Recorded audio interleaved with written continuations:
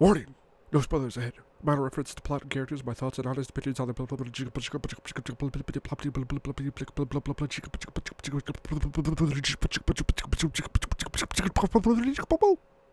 exactly.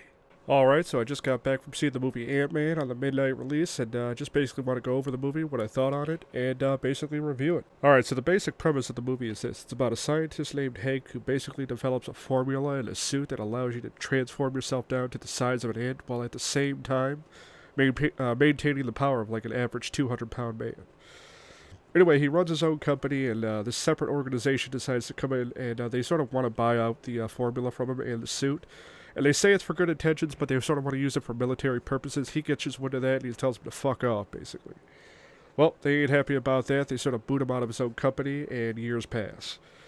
Anyway, our story picks back up years later, and his protege, who was once his, he was once his mentor and whatnot, now runs his company, and is actually days away from developing his own formula and suit that does the same thing as Hank's.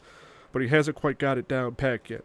So anyway, Hank ain't gonna sit around and wait on his hands and wait for that to happen, so he decides he's going to break into the facility, destroy the data, and steal the suit. And that's where our story begins. One thing I got to say, though, is about Paul Rudd. The first time I ever saw him was in 40-Year-Old Virgin, which I thought he was very excellent in, but ever since then I've sort of seen him cruising by. I haven't really seen him in anything that really stands out, or is like exceptionally funny. But he actually won me over in this movie. I actually liked him a lot. He was actually one of my favorite characters. I mean, he should be. He's the star of the movie, but... And one of the best things about the movie is the camera work, the transition from the small world to the big world. There's several scenes throughout the entire movie where he's transforming in size really rapidly from small to big, small to big. And they do an excellent job of making you feel like these light objects that we really don't see anything are like enormously heavy and shit like that. And they actually do some subtle humor into that later on in the movie.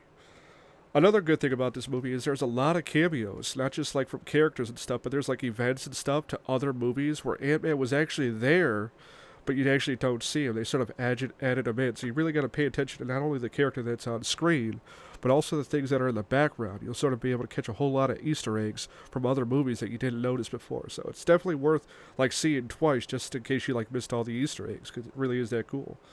In fact, one special cameo, I'm not going to spoil what it is, but he runs into another character from the Marvel Universe, and they sort of had a clash between one another, and it was actually one of the better scenes of the movie.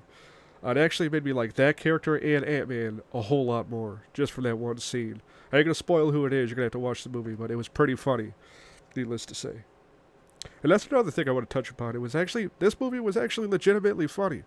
And I'm not just saying that with like a grain of salt. I'm saying it was actually funny. I actually busted out laughing quite a few times, especially the ending with him and like the main villain are fighting. There's a lot of funny stuff that goes on in there. And I mean, it may sound like a downpour, but it's actually it was really well done. Anyway, if Marvel, what they intended to do is make you a fan of Ant-Man, I definitely think this movie will definitely make you a fan of Ant-Man. I've never read the comics on Ant-Man, so I'm not really the hugest fan of him.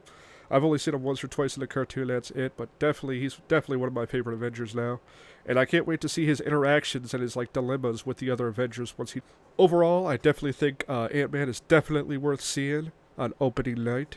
Opening night, oh pretty.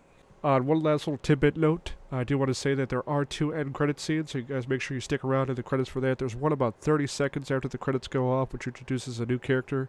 And then there's one after all the credits drop, which I believe, if I had to take a guess, is probably a scene from Civil War. But that's just my guess. Anyway, just thought I'd let you guys know. And that's basically my review of Ant-Man. I hope you guys enjoyed it. And until next time, stay crawly. What the fuck does that mean?